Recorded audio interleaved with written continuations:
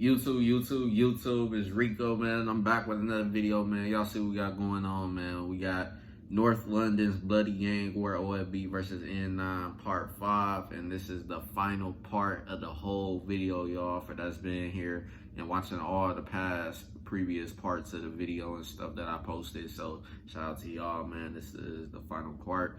But to the rest of you guys that might be new here or you've been watching videos here, make sure you hit that subscribe button, man, because you don't want to miss out on new daily uploads. And to be sure you don't miss out on new daily uploads, check out the channel every day before y'all go to bed or when y'all wake up in the morning.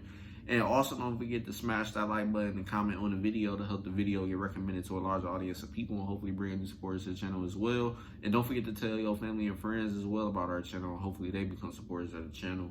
And also don't forget to follow my IG as well at LMERico. It's all in the description box down below. So other than that, go see all my other social media platforms and before you can click off of this video so that way you guys can go ahead, add and follow me.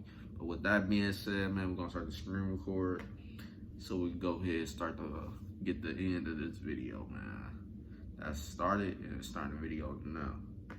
Mist is working with one of his ops, Tion, why didn't he have that same energy for chart-topping king of grime Stormzy, who a year before working with Tion on the track I Don't Know, collaborated with Headie on the track Audacity, which charted at #2, and again only 3 months after this back and forth appearing with Stormzy again on Headie's hit song Ain't It Different along with AJ Tracey, giving Headie a #2 chart hit, the highest single song performance of his career. But regardless of the perceived selectiveness, RV still decided to clap back at Tion, saying, "Drill music really corrupting people's brains, lol. When man were doing Afro beats, no one had any energy or any chat for me, especially when we were face to face. But now, everyone's a gangster." With Tion replying again, saying, "When we were face to face, you didn't say or do shit, my guy. Lol, what you on about? These lies, your hairline can't keep up, bro. Pack it in." Now, to their credit, Tion and RV are both very funny. But the verbal wasn't done, because only 2 days after this back and forth, Abra Cadabra from OFB comes through and drops his enormous track On Deck. And this features extensive lyrics dissing the N9 boys and questioning if they have any guns on their estate, with Abracadabra dropping these disses while flipping lyrics from Tion Wayne's very own song I Don't Know. Then, when the OFB All-Star remix drops the following month, Abra brings through pretty much the whole of the Broadwater Farm estate, lined up to pop shots at both the 9 boys and the 2s. But while the rest of OFB were on gang business, Headie is handling business. After getting out of jail in April 2020, he would get to work,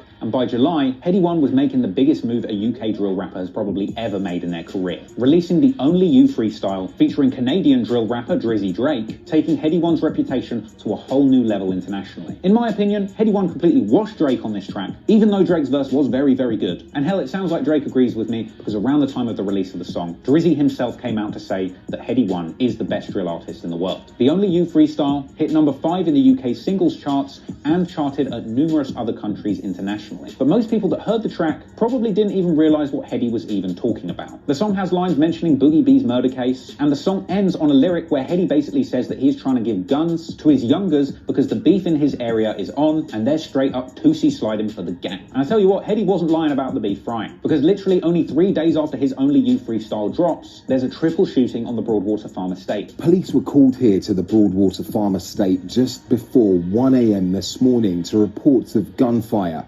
When they got here, they discovered 3 individuals who had been shot at. Now, the police are keen to trace a car that was used in the shooting. Now, it's believed that 2 groups would occur on October the 8th, 2020, when Ispot from OFB is stabbed in the eye on a train by 3 teenagers armed with machetes, apparently one of whom was as young as 14 years old. There's a lot of rumours about exactly who was involved in this, which I don't want to spread, but it has been suggested that those involved might have had ties to both 3x3 and NPK, with the fact that both 3x3 and NPK members posted on social media mocking the situation after it happened. Apparently the 3 teens responsible have been charged with attempted murder along with lesser charges, and it had even been said on the news that the individual attacked had been left blind in one eye. It would take a few months for Ispot to actually come out and address this situation personally, eventually revealing on Snapchat that he was indeed stabbed near his right eye and in his hand in an unfair 3-on-1 fight, with him suggesting that those responsible had gone on to say that Ispot had stabbed them.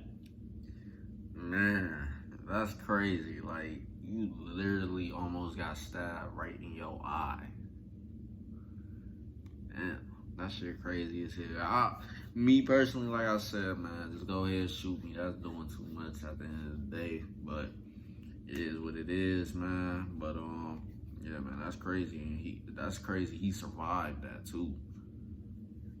anything could have really happened where you getting stabbed that close on pretty much basically in the middle of your head at the end of the day. So yeah, man, or the middle of your face, whatever you want to say, around the eyes, still near your brain and shit like that. But that's crazy, man. That's simple. But other than that, man, let's continue on.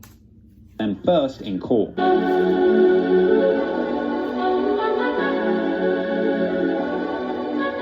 We're now closing in on the conclusion of this story, but not before getting to one of the craziest things to happen as part of this feud. As we get into 2020, no one starts out completely successful. It's a goat, but not they. The back and forth between OFB and the Greens of N9 and 3x3 is as active as ever. And in November of 2020, rappers from both OFB and the 9 are spotted on social media cooling out in Dubai. And while they're out there, Turner and Tion are seen posted up at a club saying that the ops know where to find them. You can talk about be safe, yeah? Listen, fucking turn it up out here. Be safe in the dark. Listen, the real deal. YouTube gangster, internet killer. You see me, big times, yeah? I only got one thing to say, yeah? Hold on. Look at the green. Look at the yellow. Aye, one thing to say, yeah? Niggas know where we was gonna be for 2 days, and niggas not pull up.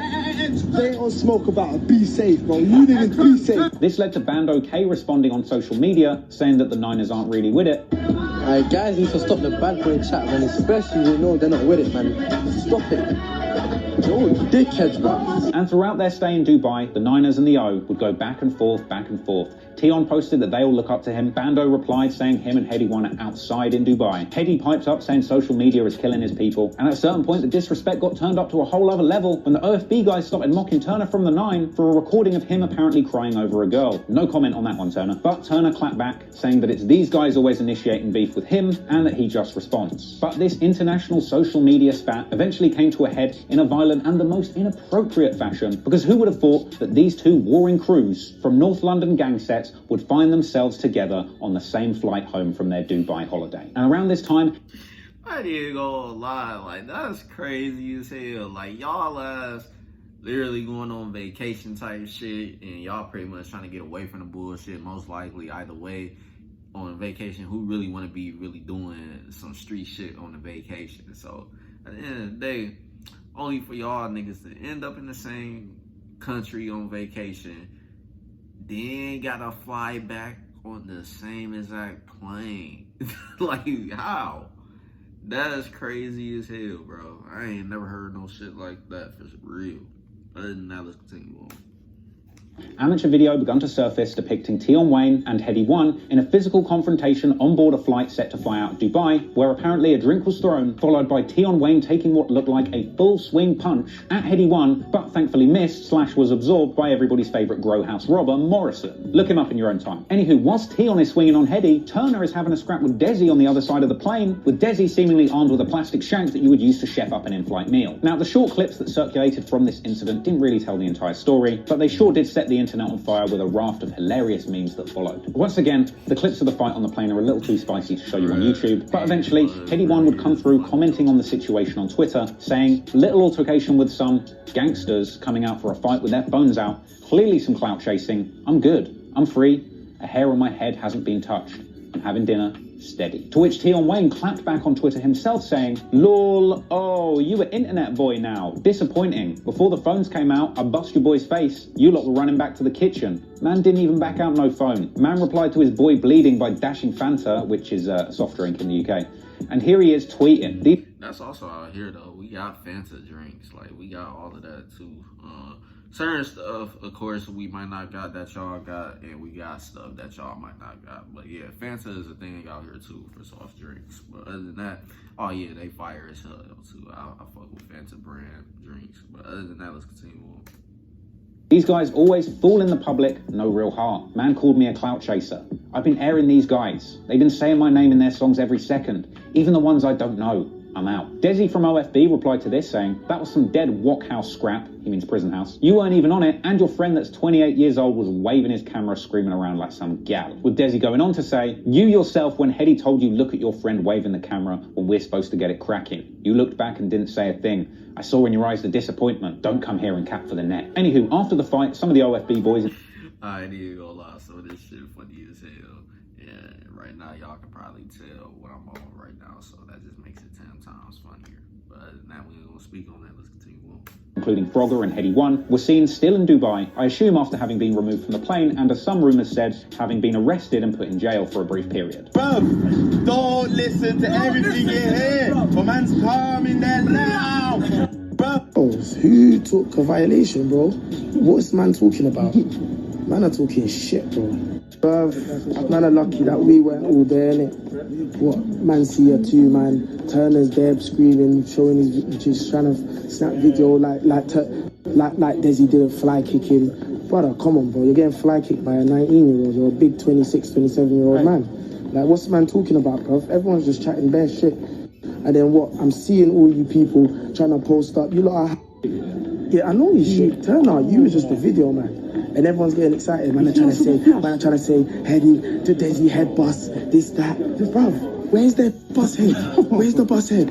Come on, man. Man, just chat their shit, fam. However, in spite of claims that they'd been to jail, Frogger made a post, seemingly suggesting that they had gotten out, with bandokay later posting snaps of him leaving the country, confirming that he had been to jail and that he would have stayed in Dubai if they hadn't locked him up, so fuck this place for a while. Going on to suggest that he was actually due to be there next week, but he's probably never coming back, possibly related to an outstanding legal issue because of this fight. With Bando out here looking like he was kind of doing the race like some sort of Arabic TK. Tion Wayne also posted saying no one's been arrested, and Turner managed to flip the situation into a W very quickly, slapping together a song and a video about the situation called Flight Mode. Fortunately, no one was hurt in this exchange, but it was yet another reason for these two constantly warring sides to continue beefing and having public issues with each other. And that would continue on in music as we get to 2021, which is of course the year that Tion Wayne takes over the entire rap game.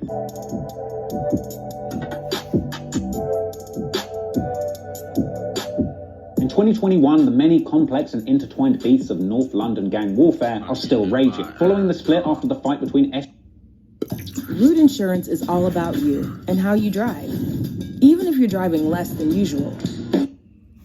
SJ and the MPK members in court, MPK pull up on the Broadwater farm blocks, filming music videos at iconic beef locations in an attempt to disrespect their former friends, putting purple MPK bandanas on the sign, something that 3x3 had apparently done before, as well as going as far to go and film in front of that Nando's in Wood Green, where witnesses filmed SJ and MPK members running away from the K1 murders holding knives. They also went to the spot where Lamps got shot and Edmonton Green Station. This ended up being the music video for their track Exposing Ops 2.0, which was quickly taken down from YouTube for inciting violence. And this is kind of no surprise, seeing as the lyrics of the song had Sneaks claiming that he gave SJ a black eye in that courtroom fight. They say that they're FBK or farm block killers, and even seeming to claim responsibility for the Ispot eye stabbing incident. But while the ops are going low, at least Headie 1 is going high. On the 12th of February 2021, Headie finally releases his debut studio album Edna, which goes #1 in the UK album charts. This must have been a huge point of pride for Headie, especially considering the fact that the album was named after his deceased mother, Edna, who sadly didn't get to enjoy her son's success. To me, this really is the moment that Headie 1 proved to himself and the entire world that he is far more than just a drill rapper. He is a true artist who evolved, moved forward, and clearly has what it takes to survive in the modern music industry. But sadly, whilst his youngers bandokay and Double L's were still pushing forward with the music, by 2021 holding a whopping 5 chart entries, including their protest song BLM with Abra Cadabra, but sadly they were still being targeted in the street. On the 8th of May 2021, a massive brawl and stabbing goes down inside of one of London's most famous and historical department stores, Selfridges. It's unclear exactly what went down. A knife is pulled, a mannequin is thrown, and bandokay and Ispot are seen in the altercation, which was caught on camera. Again,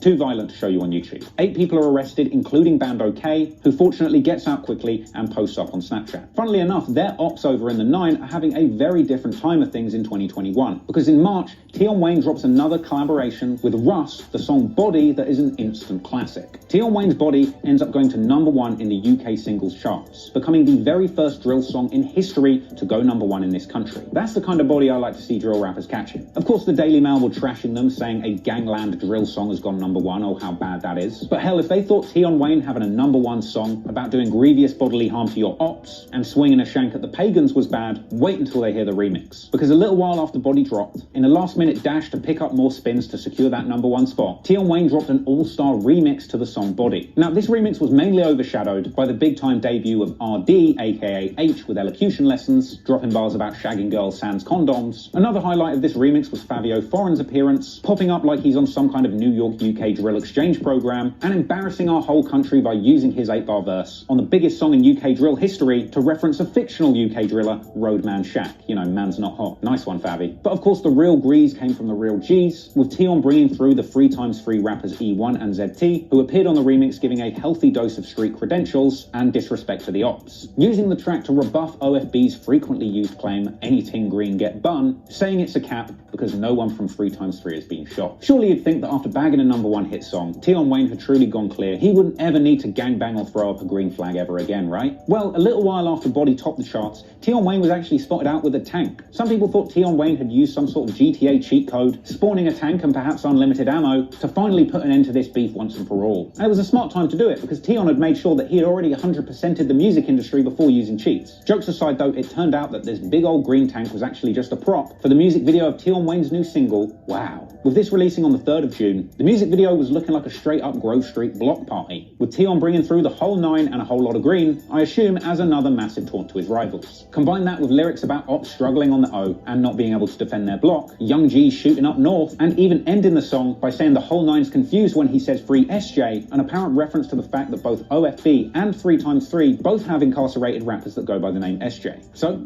this is where the story ends. I'm here at the Hollywood Bowl in Wood Green, the location where Lamps was murdered. He was only 19 when he was killed, and he had his whole life ahead of him, only a couple of years younger than the likes of K1 and Kobe. Take that along with the fact that Boogie B and SJ from OFB was sentenced to decades in prison before they had even turned 18. Just going to show you that the road life is truly a dead end. Thankfully, the likes of Tion Wayne and Headie 1 were able to get out of this difficult environment with #1 records to their names and millions of pounds in the bank. I just wish that the people involved in this feud could set things aside and let each other live. But then again, when there's been this much bloodshed, it's hard to imagine that everyone involved will just let things go. I know a lot of people... And I say that every time, that's why I feel like beefs in the streets is going to be lifelong, especially when you got murder being behind it, and everything else that happens after that is just more fuel to the fire at that point. So yeah, man, that's how I feel about like the BDs and GDs out here in Chicago and stuff. But at the end of the day, they got a lot of people that they lost behind their beef, so that's gonna probably be a lifelong thing, and I don't really see that letting up no time soon. Just that simple. But other than that, we're gonna continue on. The video is almost over. People look up to the drill rappers that we've discussed in this story, but the reality behind those lyrics isn't fun or exciting. It's actually very sad, heartbreaking, and filled with loss. So if there's one takeaway I want to give you from this video, is that you shouldn't convince yourself that you're a fan of the streets or the drills or the gangs, but really just be a fan of the music and let people get on with their lives.